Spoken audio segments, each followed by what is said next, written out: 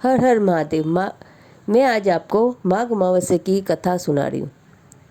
माघ मास की अमावस्या, जिसे मौनी अमावस्या कहते हैं, यह योग पर आधारित महाव्रत है। मान्यता के अनुसार इस दिन पवित्र संगम में देवताओं का निवास होता है, इसलिए इस दिन गंगा स्नान का विशेष महत्व है। इस मास को भी कार्तिक के समान पुण्य मास कहा गया है। गंगा तट पर इसी कारण भक्तजन एक मास तक कुटी बनाकर गंगा स्नान व ध्यान करते हैं। अब मैं आपको पौराणिक कथा सुना रही हूँ। संगम में स्नान के संदर्भ में एक अन्य कथा का भी उल्लेख आता है।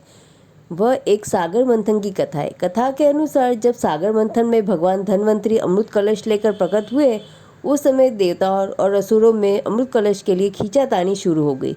इससे अमृत की कुछ बूंदें छलक कर इलाहाबाद, हरिद्वार, नासिक और उज्जैन में जा गिरी।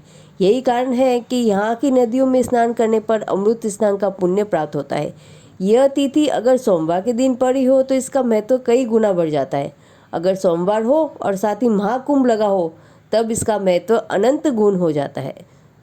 शास्त्रों में कहा गया है, सतयुग में जो पुण्य तप से मिलता है, द्वापर में हरि भक्त से, त्रेता में ज्ञान से, कलयुग में दान से, लेकिन माघ मास में संगम स्नान हर युग में अनंत पुण्यदायी होगा। इस तिथि को पवित्र नदियों में स्नान के पश्चात अपने सामर्थ्य के अनुसार अन्न, वस्त्र, धन, गो, भूमि तथा स्वर्ण, जो भी आपकी इच्छा हो, दान देना चाहिए। इस दिन तिल दान का भी उत्तम कहा गया है। इस तिथि को मौनी अमावस्या के नाम से भी जाना जाता है, अर्थात मौन अमावस्या, क्योंकि इस व्रत में व्रत करने वाले को पूरे दिन मौन व्रत का पालन करना होता है, इसलिए यह योग पर आधारित व्रत कहलाता है। इस दिन आप मौन रहकर ही पालन करते हुए स्नान करें और व्रत रखें।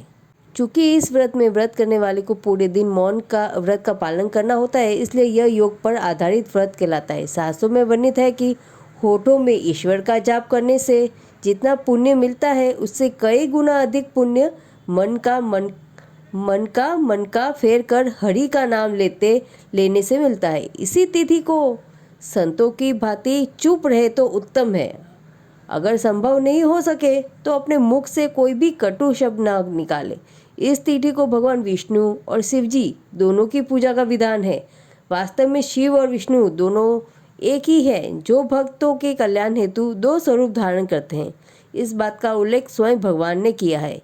इस दिन पीपल में अर्घ्य देकर परिक्रमा करें और दीपदान दें। इस दिन दीपदान का भी बड़ा महत्व है। इस दिन जिनके लिए व्रत करना संभव नहीं हो पाता, वह मीठा भोजन करे, यानी जो बीमार हो, जो एज में हो, वो नहीं कर सकते हो, तो वो मीठा बनाकर खाए और मौन रहकर व्रत का पालन करें। गंगा स्नान जरूर करें। पवित्र नदियों में अगर आप नदियों में नहीं जा सकते तो घर पे ही गंगा जल की कुछ बूंदें डालकर स्नान करें। महाकुंभ लगा हो तो आपको कुंभ स्नान करने जरूर जाए और लाभ उठाएं। इस दिन पूजा अर्चना और दान पुण्य जरूर करें। हर हर महादेव। पंचांग के अनुसार इस वर्ष माघ मास की कृष्ण पक्ष की अमावस्या तिथि 28 जनवरी की शाम 7:35 बजे से प्रारंभ होकर 29 जनवरी की शाम 6:05 पर समाप्त होगी।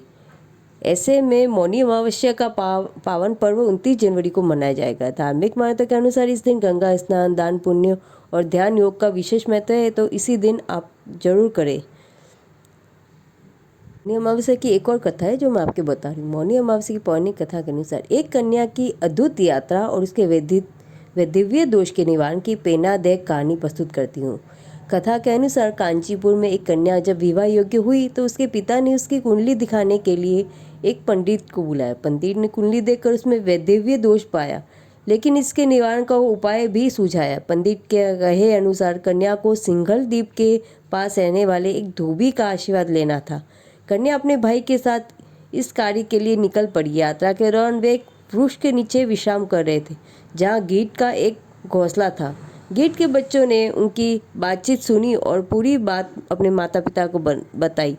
गीत ने उनकी समस्या समझी और उन दोनों को अपनी पीठ पर बिठाकर सिंहल द्वीप पहुंचाया। सिंहल द्वीप पहुंचने के बाद कन्या ने सोमा की सेवा कर उसे प्रसन्न किया। जब सोमा को कन्या के वैधव्य दोष का पता चला तो उसने अपनी करुणा से प्रेरित होकर अपना सिंदूर दान कर दिया और उसे अखंड सौभाग्यवती होने का वरदान दिया।